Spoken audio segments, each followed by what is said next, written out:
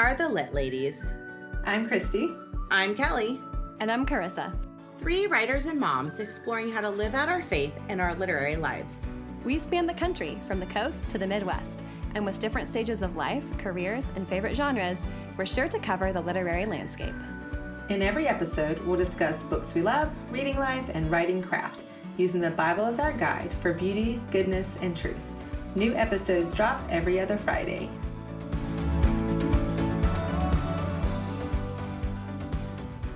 Hello, and welcome to the Lit Ladies podcast. This is our very first dedicated fantasy episode, and we are so excited to have fantasy author Rachelle Nelson with us here today. So welcome. So I'll tell you a little bit about her. Rachelle Nelson, I'll read her bio here. Rachelle Nelson grew up reading fantasy novels and getting her clothes muddy in the pine forests of Idaho. These days, she still loves hiking through forests and libraries, though she's a bit less fond of mud. Her debut novel, Sky of Seven Colors, released in 2023 through Enclave Publishing, and was a recent Carol Award winner and Christie Award winner. Embergold, her newest standalone, releases March 2025. Rachelle doesn't write true stories, but she does write about truth. When she's not doing that, she sings in a band with her husband, who makes her happier than should be legal. If you like good food and honest conversations, you're her favorite kind of person. So that's her official bio from her website. But Rachelle, would you tell us a little bit more about yourself and your writing journey? Oh man, okay, well what do you want to know? What should I focus on? Also, hi. We're so excited you're here. I guess, how did you get into writing? What started the journey? Yeah, so I guess in my bio said, I grew up really just loving diving into fantasy worlds and just really inspired by all of that, and through reading and movies and all the things. And yeah, that was always kind of like a nerdy little back burner part of my life. And I never really thought that much about writing. I wrote poetry in my journals when I was younger, and I think I thought someday it'd be cool to write a book, but I don't really remember consciously thinking that. The only thing I know is there's a photo of me at this community project when I was about 22, and everybody was writing a goal that they had for their lifetime, and people were writing really far off things like I want to be a grandparent someday or things like that. So I thought, well, what would I do way off in the future when I'm really old and wise? And so I write a book on there, but I didn't remember that I did that until I saw the photo later, and I was like, oh, that is what I wrote. So yeah, never really wrote fiction. And then basically 2020 hit, and in that year I was diagnosed with a active brain tumor, and I turned 30 years old. So all that happened at the same time, and I got laid off my job. And so I'd been sick for a long time, not knowing what was wrong with me. And so when I got that diagnosis, I started treatment, and I just got all this energy for the first time in a long time, because I was feeling better and I didn't have a job to go to, and we were all locked at home. And so I thought, well, and I think, getting diagnosed with a brain tumor, even though it's not necessarily the kind that kills you, more just the kind that makes you sick, still made me think about my life and I guess what I would want to say, if I were to move on to heaven, So I decided it was time to start writing. So I sat down and drafted my first novel during the pandemic, and it was a total dumpster fire novel. And then I worked with well, that's not the right way to say it. The right way to say it is I started watching all of Brandon Sanderson's YouTube lectures on, they're so good. I was just telling Christie about those. He's reproducing them. And so I think he's going to do some higher quality. He used to have I don't know if they're still up, 3 different semesters, and each one had slightly different content, even though there was a lot of overlap. And I got really obsessed, and I went through all 3 semesters, and I was taking notes and rewriting my novel through the whole thing. And that really helped me and taught me how to write and writing craft. Plus, during that time, I just like voraciously read a ton of my favorite novels, like reread them and thought like, well, why do I like this? And that really helped me. And so then I had this novel and I loved it. And it came from my life experiences. And I've been a youth leader for the last, since I was like 20. And it just was full of things that I would want to say to young girls and things that I would want them to read that I've loved and worked with over the years. And so I thought, well, okay, I guess I should try to put this out in the world and send it out to some agents and publishers, and ended up getting an offer of representation. And then I kind of was like, oh, I guess I'm an author now. I should probably figure this out. So that's kind of where I am now. So yeah, wow, a little bit about my writing really story. Amazing. Yeah. So what made you want to write fantasy specifically? Like, is that your first novel that you wrote? Was it fantasy? Yeah, yep, that was definite. That's Sky of Seven Colors. It's my debut novel, was that novel that I wrote during the pandemic. And yeah, I've just always loved fantasy. I think it started with like Narnia for me. But just, I don't know, I think we're all kind of intuitively drawn towards something beyond what we currently know. It's like on a deep level, like we know that there's like a spiritual realm, and we know that there's more than just this earth. So I think those things were always really fascinating to me, and fun to explore just with imagination in a like a non-religious way, because obviously we have really interesting things in the Bible that we can learn about, but just to be able to let our creativity run free, just like, God made us to be creative and think about all the cool possibilities. And then also, I guess I wanted to write fantasy because I think you can explore a lot of things through fantasy, and it's easier to accept and sometimes easier to get into the world when it's so far removed from our world. And it just always felt like a refuge to me, like just somehow like safe and beautiful. So I don't know if that makes sense, but I think if you're a fantasy reader, you resonate with that. For sure. Yeah, like it's an escape, but not like an escape from, but like an escape to something greater. Yeah, I liked that. I listened to your podcast where you guys did your introductions, and I think you guys said that during that time, that you like to read not as an escape from anything bad, but just as an escape to something beautiful, and I really resonated with that. Could I jump in and ask about something you said? I wanted to know a little bit more. You said that when you wrote Sky of Seven Colors, there were things in it that you would want to tell teenage girls. What are some of those like lessons or ideas that you had wanted to convey in there? Oh, yeah. Well, yeah, I think you guys have read Sky of Seven Colors, but so it kind of started... So I'm like, that one's on my TBR. I have too. I've read the one that has not come out yet, so. Oh my God, yeah, okay. So I think that I started reading during the pandemic, and I read this book that I absolutely loved when I was younger and was rereading, just kind of like, I guess, it was like a difficult time during the pandemic, and I think a lot of nostalgia was really comforting. But I started recognizing these patterns and things that I had read when I was young, or things that my teens that I work with had recommended to me, where it was always like kind of this like mysterious bad boy, like enemies to lovers. He always treats the girl really bad, but then they somehow end up together in the end. Yeah. And I still love some of those books, of course, but like, who doesn't love Mr. Darcy? But I just started seeing this pattern, and I was like, man, in real life, this is not how this really works out. This usually does not work out.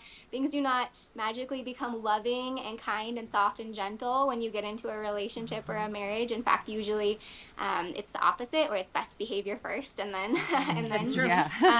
Things get harder, as you start to encounter each other's deeper sin issues in relationships. And so I just wanted to write a story that would kind of subvert that trope for young girls, and kind of, I'd say like the main thing that I wanted to communicate is that there is a difference between being wanted by somebody and being loved by somebody. And it can feel very good to be wanted, but that is just, it's not the same thing. And so yeah, that's kind of a theme in Sky of Seven Colors is what is love? What does it mean to love somebody else? What does it mean to be loved? And what does it mean to be wanted without love behind it? And for girls to think about that at a young age. So before I love that.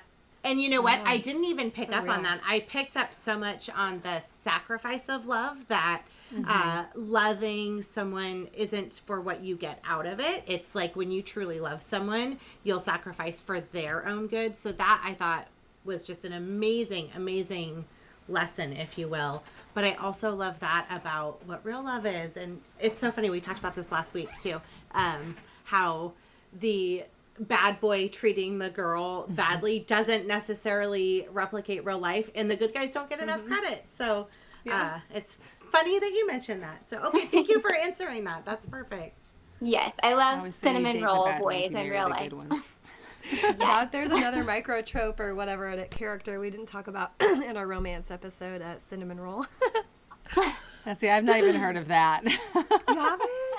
No. The sweet guys with the ooey gooey center. That's the one you want to marry, like you said. Oh, that's funny. Exactly. Christy had a question about writing. I always want to know when I talk to a writer and author, are you a plotter, a pantser, or a plantser? Like, which one works best for you? Oh, I don't even know. I'm trying to figure it out right now. I feel like my style changes too. Yeah. Every project's if it different. Yeah, exactly. You guys know you've probably written. I'm working on drafting my third book right now, so I haven't written a ton of books. I'm still trying to figure it out. I completely pantsed Sky of Seven Colors. It started with a poem and went from there. And I have all those cheesy poem prophecies in Sky of Seven Colors. That's what it started with. It's like a fantasy must. I have to get it out you of my have to have system. like poetry or like something in there, like lore or a song. Yes. Well, if you've read Totally. Tolkien. It's like... Exactly. I also always loved Gail Carson Levine, who wrote Ella Enchanted, and she always has little songs in all of her books, and that's more middle grade than YA. But anyway, so yeah, pantsed my way through that, and that's why it was a dumpster fire. Embergold, I plotted, and then it ended up having some plotting issues, even though I didn't think it would, that I had to rework, like, acts 1 and 3 were really disconnected. I think because I didn't write it with my intuition. I tried to plan it out like very cerebrally from the beginning, and then wrote it, and then my intuition said this is bad, and then my beta reader said this is bad, and I was like, yeah, we gotta fix it. So that was a challenge. And then this next one, I never like write out an outline. I'm a verbal processor, and my husband's so sweet, and we go for a walk together every night, and I just tell him like, I think this should happen, and he gets to know my characters really well, and I tell him what they're all about and what they're like, and it's like I'm talking about friends of ours, like I'm gossiping to him, but it's all fiction. So that's kind of how I figure out what's going to happen. So what about y'all? Do y'all feel like you're plotters or pantsers? Am I allowed to ask questions? I feel like I would, yes. I was more of a pantser, and then I took a Gabrielle Meyer class where she like plots everything out, and she writes like a book a month. Like, it was insanity. And so she brought up some good points for plotting, and so I was like, So now I think I like to brainstorm first, and then I like to kind of have an idea for like the first 3 chapters, and then it's kind of a free for all. So then it's like I almost take off writing, but then I fill in my plotting, so it's like it's a mixed bag. That's almost exactly what I feel like has been working for me. Like, I need to see if the story, like, I need to get to know the story first. Like, and have the idea, sort of have an idea of where it's going, start it, and then go back and outline. But like you said, like, the outline, I used to be such a rigid outliner because everyone said that's what you have to do. And I was like, this is not working for me. It didn't fit with the story. The characters it wasn't, like, progressing naturally. So anyways, I don't know. I guess in the middle. I was going to say I agree with both of you, and if you're interested in a helpful tool, I think Susan May Warren's SEQ, what does it stand for? I don't even know. Story equation or something? Story equation, yeah. It's actually really helpful. So if you're looking, I think she helps you break it down to really get to know your characters and then plot some of the big plot points. But I would say most authors I talk to are somewhere in the middle. I don't think... Yeah. I think you get a lot of... sometimes you'll get the extreme person who says they're a plotter or a pantser, but most of them are some hybrid between the two. So that takes a little pressure off of what you have to be in a defined role. Yeah. Well, I'm so amazed that you published your first novel, because I feel like people say They just like throw their first novel in the trash, which is definitely where mine is. But you rewrote it from the beginning. It sounds like you rewrote at least a lot of it. Yeah, the beginning I probably had like 5 different like first 3 chapters that were completely different storylines. Like it was such a rewrite. So yeah, and I would hear people say that constantly when I would look up publishing information. It's just, once I'd written the book, like you probably really should not publish your first novel. But I loved it too much. So I was like, well, I'm just going to try. I'm just going to send it out. Like, what's the worst that can happen? They tell me no, so might as well stick it in an email and send off the email, and it worked out. So thankful for that. It goes to show you that like that advice doesn't always apply to everybody. It's true. Everybody's a little bit different. And back to the plotter pantser thing, I also think, like, for me, I'm somebody who doesn't like following rules or like recipes. And I feel like that actually held me back from writing for a really long time. And so that, like, the fact of when nobody was looking, I had all this time on my hands and I could just do whatever I wanted. And I realized, like, I could just write intuitively. And I think intuition is really important in writing, at least for me. Anyways. Such a great point. Yeah. And Rachelle, I'm curious, you can say no to this, but before we recorded, you gave kind of a high level on your query process. Are you willing to just share what that looked like and why you ended up going with the publisher you went with? Yeah, I can go over that a little bit. So what I was kind of sharing earlier is that I never really intended to end up in Christian publishing. Even now, I would say there's huge headway being made with fantasy in Christian publishing, but it's still like a very small little niche genre inside Christian fiction. You won't find it at the bookstore, you'll find a lot of Amish romances at Barnes & Noble. You will not find a Christian fantasy novel, So I was trying to go with a secular agent, and I was getting a lot of interest and full requests and feedback that people liked my writing. I had several, like maybe not this one, but maybe the next one, or revise and resubmit. And the major complaint was that there's not enough like sexual tension or like romantic tension between my characters. And I didn't want to change the heart of the story to make that a more prominent feature in my book. That's not really what I would ever write. And I had read some books by Karen Hancock back in the day, and so I knew her publisher was Enclave, kind of researched that and sent off just a query to them on a whim, because I thought, well, gosh, like I love Jesus and I don't want to be writing sex for teens. And maybe a Christian publisher would be more in line, obviously, with kind of where my heart is at. And so I ended up getting some offers of publication, but there were major changes that they wanted to do to the manuscript that I just didn't really resonate with. And Enclave, I feel like, really caught the vision, and also it had been so inspiring to me to read Karen Hancock, and because I felt like after C.S. Lewis and Tolkien, I'm like, where's like the Christian fantasy authors? Where did they go? And that was really cool for me to find her. And since then, I've learned there's so many more amazing Christian fantasy and sci-fi writers that I have just loved and devoured their work. But anyway, so I started reading a ton of Enclave books and like loved every single one that I read, and so I ended up signing with Enclave because also that's an offer of representation, an offer of publication, not just representation. So when you get an agent, you don't know if you really will get published or not, but if you get a publisher, then you definitely have a publisher. So anyways, and it's been a super huge blessing working with Enclave. They are an amazing team behind the scenes, an amazing company. So cool. Yeah. Thank you for sharing that. I think that's so inspiring, and I love that you held true to your convictions, and even with options to go differently, I'm glad you stayed true to your convictions. Thanks. Yeah. I don't feel like there was another option for me, like I just would never write certain things. So it's just not in me, and you can't force yourself that way. I was just going to say, I definitely encourage anybody who's thinking about it to submit to Enclave. And also, if you're a Christian writer watching this and are listening to this and you write fantasy or sci-fi, I also encourage you to try to go secular if that's what's on your heart, because I really think, it's kind of like being in Babylon, being in the world but not of the world. And And just because the culture is not a Christian culture, that doesn't mean that we shouldn't have influence in it or be in it. And so, yeah, I would love to see more Christian authors going mainstream.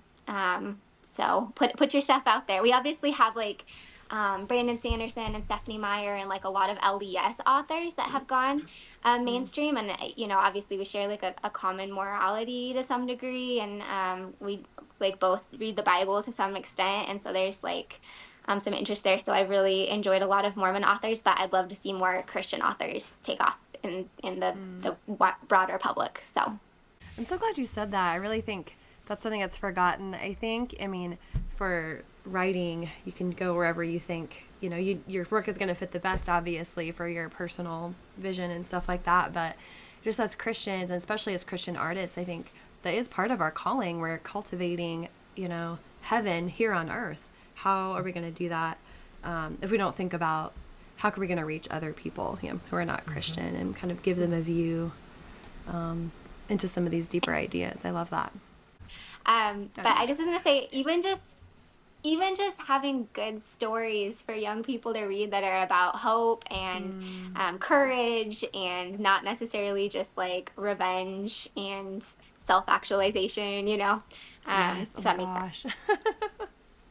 I even had one of my students tell me the other day, this girl's like 16 years old. She was like, yeah, like some of these like secular, like, or she didn't say secular, but she's like, some of these teen novels are like, she was like, they're so ultra feminist girl power. Like even she could see that this is like not, I don't know, it was so like self-centered. And she made just some comment that was just so, I was like, wow, even you can see it. Anyways, yeah, I work with teens too. So I just think a lot about what they read and what you're exposing them to and stuff like that. Okay. So speaking of fantasy,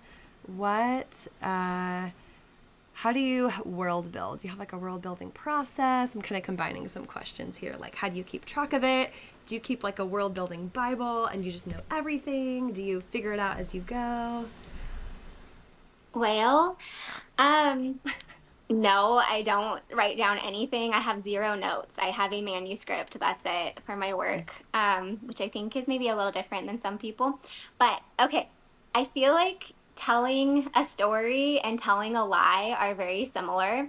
And first of all, I always thought it was really fun to lie when I was a kid.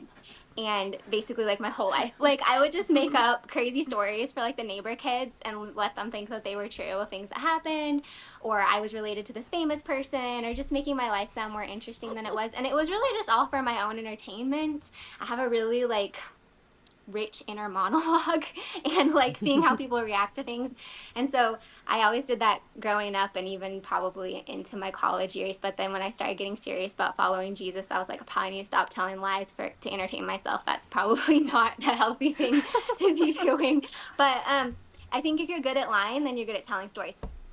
And actually, I was watching The Wild Robot. Have you guys seen that movie? It's actually so book. cute. You should. Oh, I didn't know it was a book. That's crazy.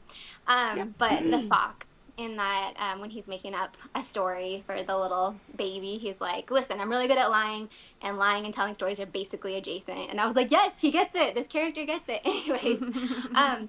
So yeah, when you tell a lie, you have to be consistent. Otherwise people will find out. And then also when I was young, I had like a foster sister or like different cousins and things that would come stay with me. And I was always the storyteller. So, like in my kind of like middle grade years, and they would like, I would tell these sagas over weeks and they would remember all the details. And if I got something wrong, they would be very picky about it. So I feel like it trained my brain from a young age to keep things really, really consistent. But yeah, as far as world building, again, I'm just a verbal processor, so I'm always telling my husband stuff, and he'll notice if it's changing or if it makes sense within itself, or he'll ask questions and point out plot holes, and it's really helpful. So I don't need notes. I have a person. He's my chat GPT. Cool. It's kind of like when Marvel, the first, like for the Avengers and everything, I think they had someone, like their whole job was like keeping everything straight, like all of the world building and characters. I think if you're writing really large epics, like if I wrote a sequel, I think I would need to go through and like take a lot of notes to be able to figure that out. But because I'm writing standalones, and really my work tends to be more fairy tale focused. So Sky of Seven Colors has a more unique magic system that was a little bit trickier to figure out, but I do tend to do kind of more soft world building, soft magic systems, very character driven writing. So it's not as intense as like say somebody like Brandon Sanderson who has 500,000 word books and there's like 20 of them in the series. And I'm sure that would be a ton to keep track of. Can you explain that a little bit for our listeners? Like soft magic system, soft world building versus hard world building? Yeah. So I think, I could try maybe. So hard world building would be like if, let's say like the magic or the system that you're in has a lot of rules or is very like science based, where you're like, okay, I don't know, I'm just trying to make something up, but there's this certain type of power and only these people have this power and here's all the rules, and the story plays out like very based in those rules, whereas I tend to write stories with characters going into them who don't know what the heck is going on, and so they're discovering it as they go. So some of the things that happen may not make sense, but then are explained later, just because our main character doesn't know what's happening, so we don't really know what's happening. Or like Harry Potter tends to be more kind of like a soft magic system. There's some magic in Harry Potter that really doesn't make sense, like how they can like extend their food. Like it says at one point, like Mrs. Weasley, the mom, can like take stews and like make them like bigger to feed her family. And it's like, if that was really the case, there wouldn't be any poverty or like world hunger anymore. But we don't really think through all of the intense consequences of things. It's more about like, love wins in the end. And like that doesn't really make sense either. Like, okay, because Harry Potter's mother loved her or him.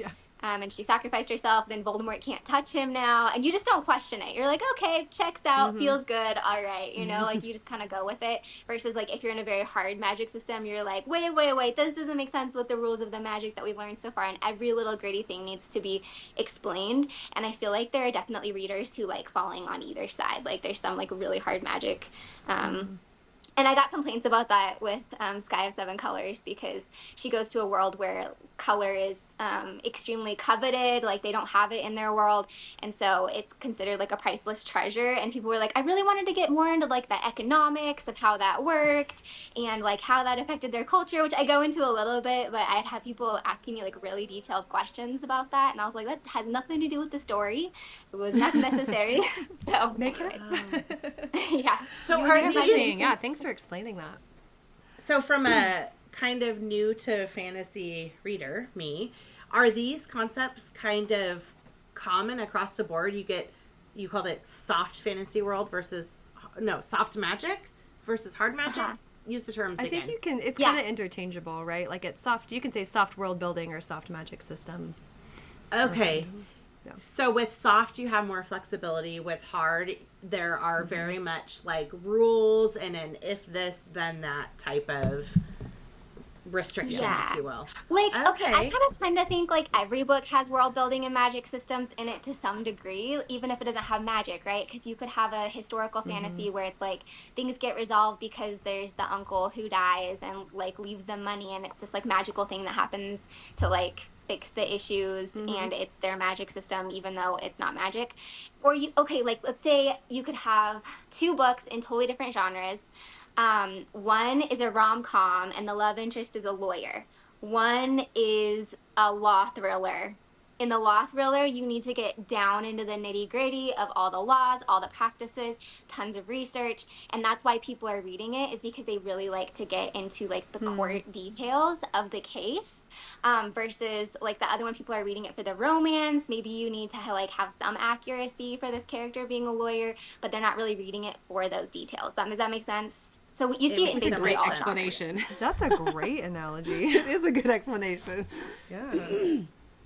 That is so funny, because I have at least one, if not two, characters who are lawyers, and my husband's a lawyer, so I always like rely on his expertise, but just enough. Like I'm not touching anything legal with it, just enough to make it sound accurate. So that's great. So that's helpful a good explanation. that you have that.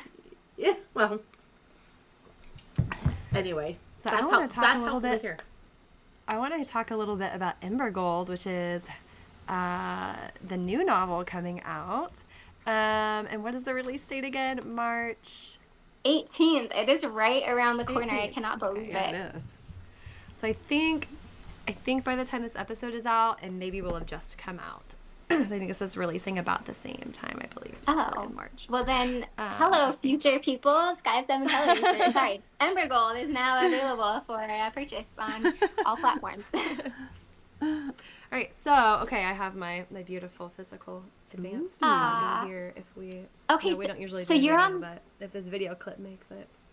I was on the street team last Yeah. semester for Enclave, yeah, and they sent us a physical arc, and I was like, I've got to read this. Like, this cover is amazing. It's beautiful. It's got this very high contrast sort of purple with like a yellow orange and a carved dragon on the front, and I knew I had to read it. So I'm gonna read the back of it for our listeners. Okay. Fire dreamed of water, but the first sip would be its last. Gildy has spent her life isolated in the wild marshlands, a place too wet for the dragon to go. She's safe there, according to her father. So why is he asking her to leave with him now that she has come of age? There's more to Gildy's family than she knows, and debts need to be paid. Betrayed and shattered, she wakes up in a crumbling mountain castle with the beast of her nightmares. Except this dragon speaks like a man and reads books. His kindness confuses her and opens a forgotten longing in her heart. All while Gildy plans her escape from a mountain full of secrets. This place can unveil her past and why she was sacrificed to the beast. Truths that may put both their lives in danger if they can't learn to trust each other. But how can Gildy ever trust again, especially after she discovers what dragons truly are? Okay, Ooh, so that sounds so good. yes. So you've mentioned a little bit about this book being inspired in part by Beauty and the Beast, and I definitely get that from the back. So what drew you to the Beauty and the Beast fairy tale? Who doesn't love Beauty and the Beast? Come on. I mean, there's the Disney My version, favorite. and it doesn't even matter if it was a good story. The music in that movie is so beautiful, and the story is good. But actually, I think the thing that really made me want to write a Beauty and the Beast retelling was Beauty, right, by Robin McKinley. I love Robin McKinley. If you've ever read her, she's a classic fantasy writer that does a lot of fairy tale retellings, dragon stories, all kinds of different things. But she has an absolutely beautiful retelling of Beauty and the Beast. But in it, the Beast is more like traumatized rather than mean. And it's kind of the story of him, his healing, and him coming out of his isolation and his curse. And it's just such a beautiful story, and such a like I was talking about earlier, having like male characters, especially for books that young women tend to be drawn to, that are relatable. And sometimes it seems like in fiction we just want our guys to be these like strong, silent, dangerous, but like men that have emotions, and men that that go through things and have to be resilient. And so anyways, that characterization of the Beast really inspired me. I love that. Cool. I've never heard of those. Yeah, it's interesting. When I was teaching a fairy tale unit with my students, we read this story that's like the Russian version of Beauty and the Beast, called The Enchanted Tsarevich, and it's basically like a dragon. Like she calls it a serpent in the story, or this, and it's the dragon. And I was like, wow, this kind of reminds me of her story like a lot, actually, just because the fact that it's a dragon. I haven't read that one, but I kind of wonder, there's that movie that came out called I Am Dragon, and it was originally in Russian. And it is a story, very classic. Like my story, they wouldn't even let me call it a retelling because it doesn't follow the classic Beauty and the Beast beats, like the story beats. There's a little inspiration in there. It's inspired by, not a retelling. But this, or like this movie, reimagining, I guess is, yeah, something like that. But I Am Dragon, the movie, is like classic Beauty and the Beast, every beat along the way, but it's this big scary dragon. But I didn't know about it until after I wrote my book, and then I watched it and I was like, wow, this is so cool, I didn't know this existed. So I wonder if it's related to that book. I'll have to look it up. It's cool. Well, speaking of dragons, I think they're having a moment right now, or they're like about to get really popular. I've even seen some lists that was like Dragon Core books. So what drew you to dragons specifically and to put a dragon in your story? My first favorite dragon was Eustace, from The Voyage of the Yes. Dawn Treader. And if you guys haven't read that yet, it's by C.S. Lewis. It's part of the Chronicles of Narnia, and that is such a beautiful, inspiring moment in that series where Eustace becomes greedy, and his greed turns him into a dragon. And then Aslan, who's a representation of Jesus, comes, and Eustace, this boy who's now a dragon, has to go through this painful process of getting his scales peeled off in order to become a child again. And it's kind of this picture of dying to yourself. So I always love that, and you'll see little inspirations of that in a very, very small way in my book. But also, I grew up reading Anne McCaffrey's dragon stories. I don't know if any... I'm such a nerd, you guys. I'm pretty sure that I think I've read those because I didn't know like Anne McCaffrey when I was very younger, but I'm pretty sure I've read the Dragon Riders of Pern, or at least one of them. But I didn't know it was like Anne McCaffrey at the time. Yeah. Yeah. And they're so sweet, of these stories of like the dragons aren't as intelligent in those. They are, but they're not like full people. They're still kind of these animals, and the characters can bond with the animal. So it's like every little girl's like horse fantasy of like being able to talk to your horse. Yeah. That's basically like what the Dragon Riders of Pern is. And I just loved them. And Pete's dragon, and just always loved the idea of having a big, friendly monster that you get to ride around on them. It just sounds so fun. So I just, sometimes when you write, you have to let the 12-year-old you come out, a little bit. Absolutely.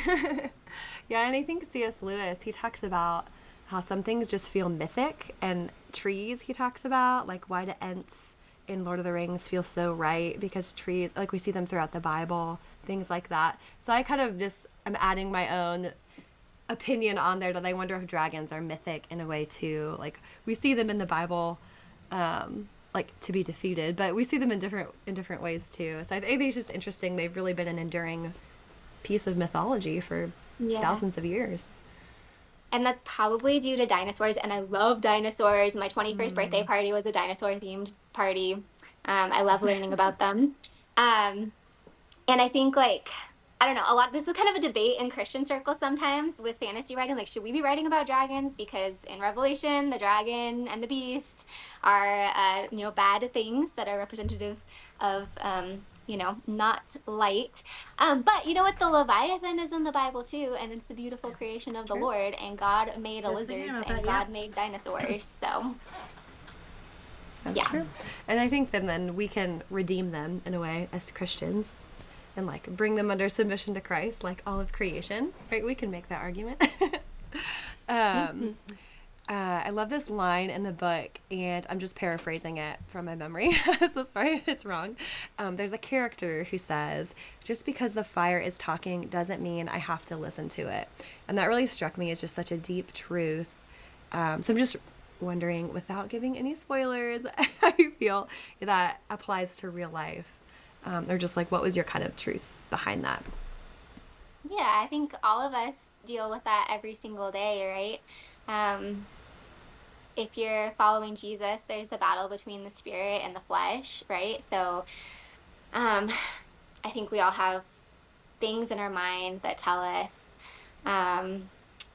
things that are untrue or even just not helpful at times, whether it's why try that? You're just going to fail, or everybody hates me, or, that could be an exercise for you. Go home and write out what those things are that are breaking you down. And a lot of us walk around, if you haven't really thought about it or had like some self-awareness in that area, speaking to ourselves like that all day long, in ways that we would never talk to somebody else, because we know it would hurt them, but we'll easily tell those things to ourselves. So it's not necessarily that character saying those things to themselves. They're getting it from an outside source, but it's very similar to what we all go through. And I don't know, I've struggled with a little bit with like OCD throughout my life, so I'm diagnosed with it, and a lot of like intrusive thoughts. And I think a really healing thing for OCD is to realize you can't necessarily stop thoughts from coming, but you can just kind of let them flow away, you know? Just because you hear them doesn't mean you have to listen to them. And just being like, oh, that was a weird thought. Okay, moving on, instead of like dwelling on things. C.S. Lewis says it. He says, just because the birds fly overhead doesn't mean you have to let them nest in your hair. Maybe that's a paraphrase of it, I love that. Yeah. So the idea is like, don't let those things make their home in your mind. So yeah, just based on my own experience and things that I would want for the people that I love as well, to be speaking truth over themselves on a regular basis rather than harmful or untrue things. Okay, I just have to jump in really quick, and we can cut this part out, but I just have to tell you, I love that you said that. And I have dealt with OCD in that way for years. And if you've never dealt with the mental component of it, you don't understand. I mean, I can put this in the podcast. I don't care. Like, at this point, I've dealt with that, right? But it's hard when your mind starts that what if question, that intrusive thought, you start to get like fixated on it. And it can be a really hard battle to separate the truth from the lie. So I love that that's your inspiration. I'm so glad you shared that. So anxiety too, like, you know, people struggle with anxiety. I think it's closely related. It is, because I think technically OCD is kind of a branch from anxiety. Yeah. But there's OCD in terms of intrusive thoughts that's different than the OCD of like, I didn't wash my hands, or I didn't close the door. You know what I mean? It's a different type of, that's like what I would say. So, anyway.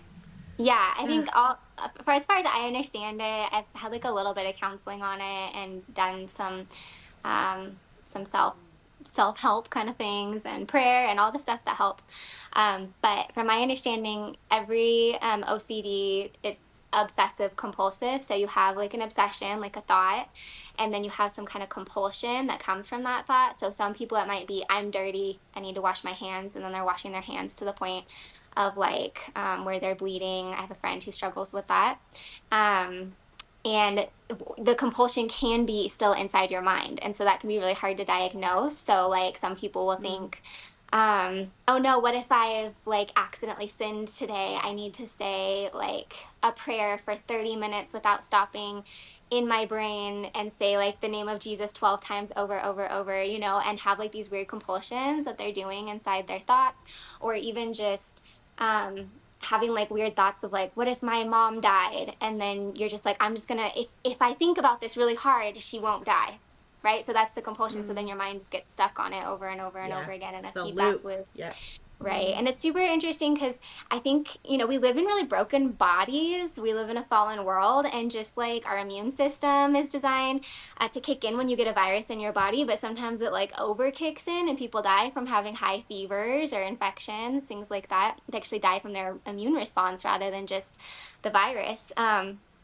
I think it's really similar with OCD, that a lot of it is survival instinct, you know, like things that are meant to keep you safe, but because our bodies and our minds are kind of broken, it kind of like overreacts. Yeah, and then it becomes unhealthy and it becomes the issue itself. So it's really interesting to me. I love psychology. Yeah. I love that you shared that, because that's such a powerful thing. So it's just another way that fiction and story can speak into our lives, you know? I love it. So thinking about, okay, so you talked a lot about Sky of Seven Colors at the beginning, but I noticed on your Instagram you have this really cool Venn diagram that you posted that's showing like similarities between your two books and then the differences. So if you want to check that out, listeners, I think it's pinned right at the top of your Instagram. I don't think it's pinned anymore, but that's okay. Oh, is it pinned? Okay. Well, you know, you can find it on there. So were any of the differences unexpected to you as you outlined or wrote, or did you set out to create something totally different and ended up being similar? You guys know this, that writing a second book is so scary. Like your second book ever, because it's like, okay, I did it one time.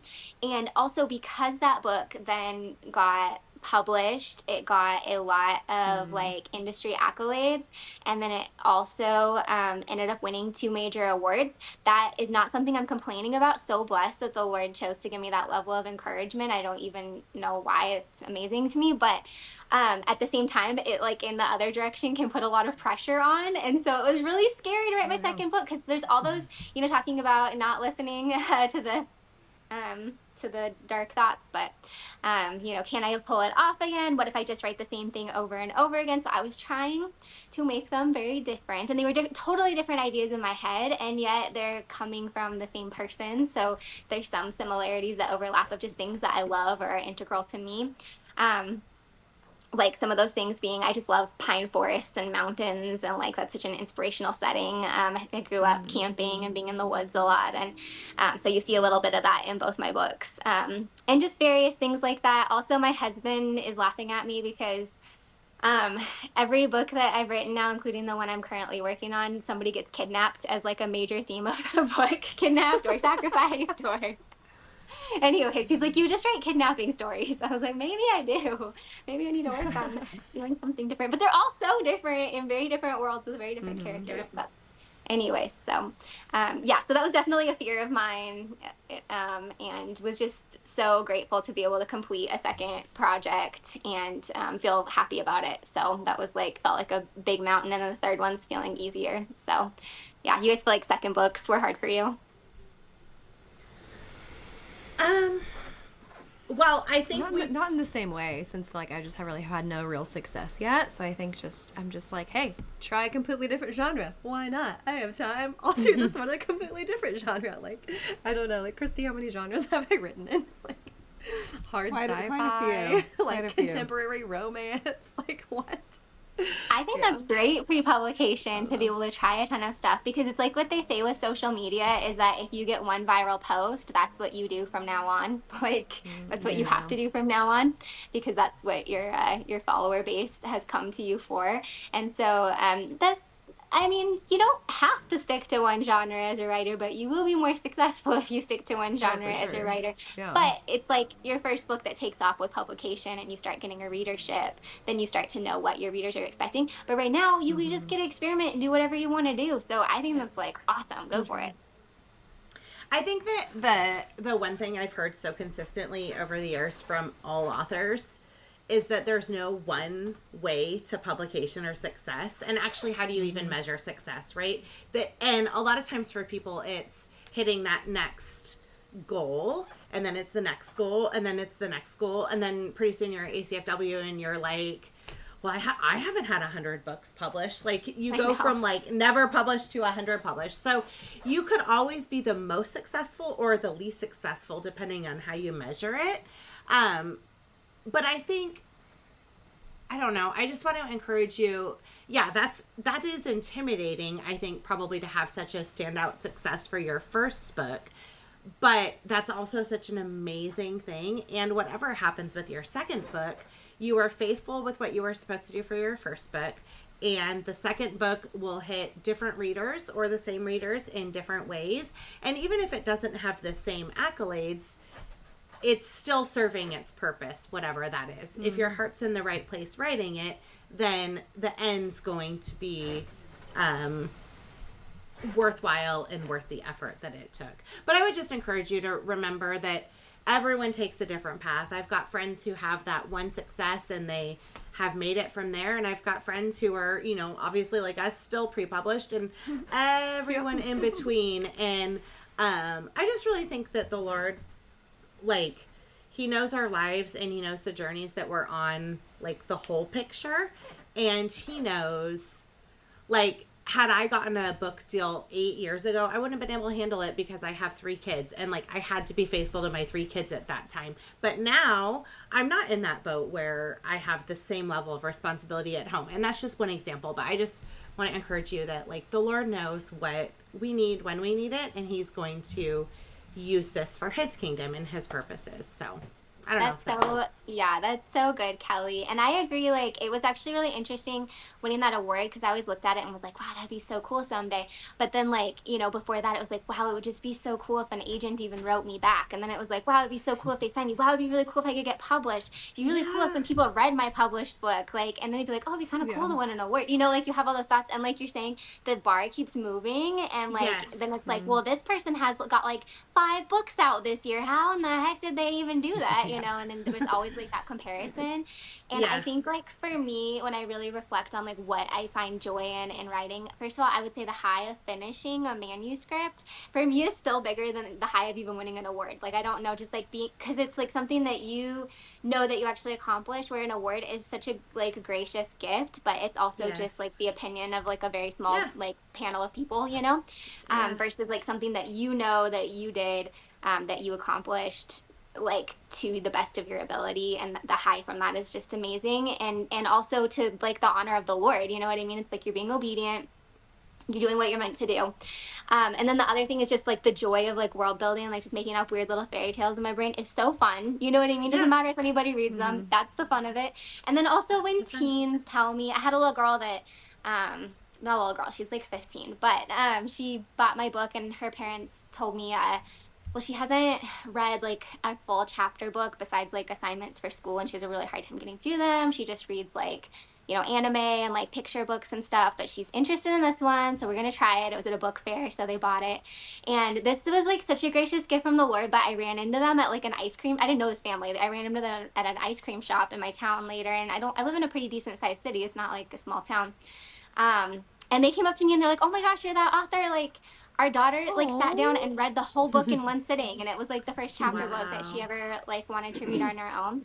And that like for me that's like the biggest encouragement in the world. Or like when I have teen girls that are like, oh, I really liked this character, or this is like what I learned from the book, or like to me that's like the biggest deal in the world, better than any award or any publishing deal that's or anything like that. So yeah, it really is. Teen to like your work. Teens don't lie either. Teens will never get be them like, to get off their phones. Yeah, for sure. That's so great. So do you feel like Embergold kind of grew you as a writer in a different way? Like, were you able to try different things? And yes. I kind of trailed off in my question. Yeah. It was much easier to write, for sure. So that was really nice.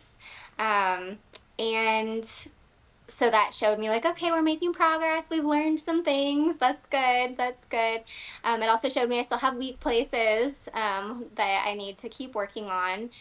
For instance, I think I shared with you guys a little bit. I feel like the plotting that I did ahead of the time wasn't as intuitive. So I had to really work on that.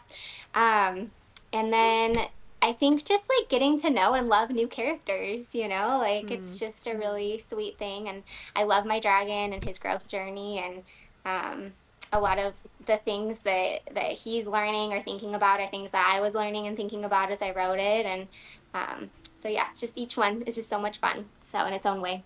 All right, do you have a thought on romantasy versus fantasy? Like, what would the difference between the two be? Yeah, I mean, this is like a huge conversation in the fantasy world right now, and there's people who are complaining because there's all these readers coming to the genre through like ACOTAR or Fourth Wing, and they're like, these are just smutty fantasy or smutty romance readers, and they don't know anything about true fantasy. But I think it's good to have more readers in fantasy in general. I think it's really imaginative and lets people kind of be nostalgic and go back to their childhood in a way. Yeah, they definitely are different things.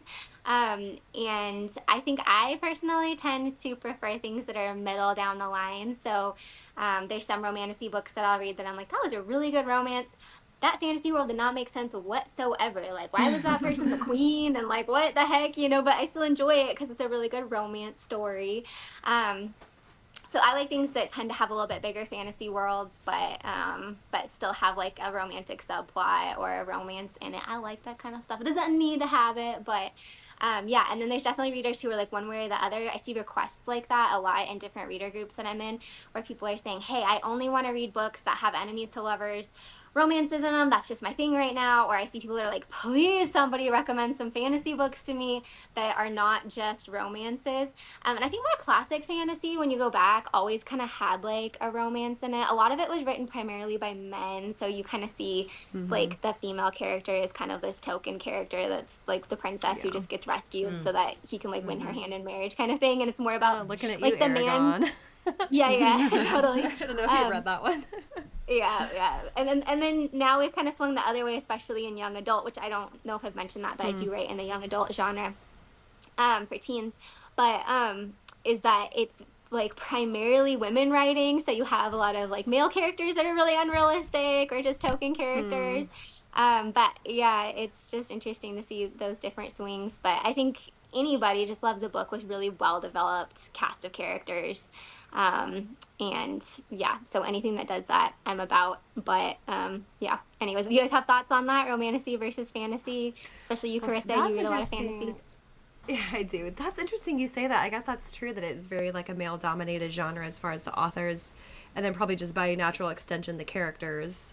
And then, you know, swinging the other way, it's really dominated by females. That's interesting. I don't really have another comment on that, but that's fascinating. It does change the genre, I'm the reader right? that would... you write what you know, so like of course most of my characters are female just because I'm a female. You know, that's interesting. And I'm the reader that would come to fantasy for the romance stories. Like, I'll say this, I respect you fantasy authors so much, but it's like I'll tolerate the fantasy world for the romance story. Yeah. But that's just because that's what I enjoy reading. And I'm not saying I want like the slutty stories. I'm just saying I love the love story. I always love the love story. That's the core component that I look for. So I'd like to see more Christian romantasy, unless I'm just not sure where it is. Like, is it there? It definitely exists. Don't know. It does exist. Do you know of any that you would consider romantasy? Like, so with like a strong romantic plotline at the center that are either Christian or clean, I guess. Okay, I already said this, but it's still really fantasy. So if you read Dust, or like the Neverland books by Swanson, they're totally Peter Pan themed. And they definitely have a lot of huge fantasy elements. There's like, it kind of, think of like a Marvel movie, but like with a really strong like romance element in it would kind of be like how I would describe it. So lots of like, this character has gone to the evil side and they have black eyes now, and there's giant lions, and like there's like the star that's the source of all power. There's just like, you know, it's like fantasy stuff. But then the character development of the romance in that is like very, very sweet, especially at like a teen level. You know, it's not necessarily, I think when you get into more Christian fiction for adult women, there's way more like nuanced relationships for sure going on than just like, you know, first love, you know, crushes, that kind of stuff. And I do tend to read more in YA. So, and I don't tend to be a huge, I love a good happily ever after, but I don't tend to be like a huge romance, like Tangled, you know, like Disney, Pixar stuff would be more my level of like romance. And yeah, but I do enjoy them when I come across them. So anyways, I'll have to think about that. Yeah, think about it. Email us. I'll link them on the show notes. So, okay. We also had a listener or a friend of ours on Instagram want to know what your favorite fantasy creature is and why. Ooh, my favorite fantasy creature and why. I really love some portrayals of goblins. I know that sounds weird. I didn't expect that answer. I thought you were going to say dragon. If you read Sky of Seven Colors, the regents were definitely inspired by goblins. They're kind of these ugly, really smart creatures that make really beautiful things. And so I don't know why, I loved The Princess and the Goblin book by George MacDonald when I was a kid, and he was an inspiration for C.S. Lewis. It's such just a sweet, sweet story, but it's kind of a folklore about these people who started living in caves, and then eventually it's kind of evolutionary, like in a weird way, but they become like these just ugly creatures that live underground, but then they become really smart in certain ways. And I'm really rambling right now, but yeah, I like goblins. No, this is so fascinating. These weird little ugly creatures that live in like under the ground, and you could find a hole in the earth and it would be like, like if you're a kid and you find a hole under a tree and you look into it and it's like a gateway to like this big beautiful lit up like underground city full of like these hideous little intelligent beings. Like, I don't know, I just loved that growing up. So yeah, that's really weird, but I like it. That's a great answer. So really quick, how did you imagine the croppers? Like what would they have looked like? Yeah, okay, so I just love like different sizes of people. I don't know why.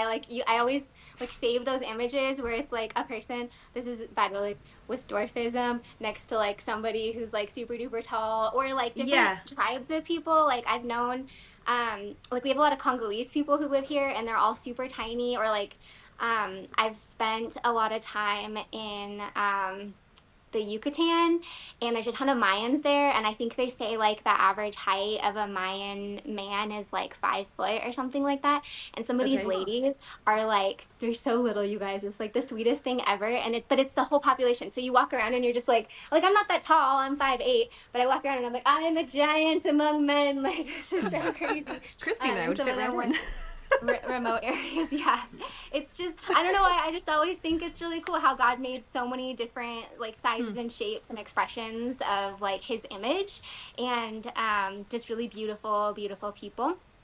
So anyways, I loved the idea of having people that were huge and in comparison. And yeah, I love it. Also, how cool would it be to be able to get piggyback rides as an adult, like yes, cool. Absolutely. Well, we were so excited that you got to join us today, Rachelle. Definitely check out her new book, Embergold. You won't regret it. It's very good. And thank you for joining us today on our literary journey, our fantastical literary journey. Don't forget to follow Lit Ladies on social media at Lit Ladies Pod, and rate and review on your podcast platform. You can also leave comments on our Instagram if you ever want a question to be included in the podcast. I'll leave you today with a quote from J.R.R. Tolkien from his essay on fairy stories. This is a reply that he made to someone who was complaining about him writing fantasy. So this is how he replied. "Dear sir," I said, "although now long estranged, man is not wholly lost nor wholly changed. Disgraced he may be, yet he is not dethroned, and keeps the rags of lordship he once owned. Man, sub-creator, the refracted light, through whom is splintered from a single white to many hues, and endlessly combined in living shapes that move from mind to mind.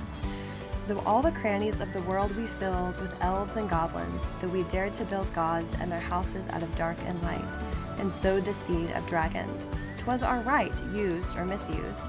That right has not decayed. We make still by the law in which we're made."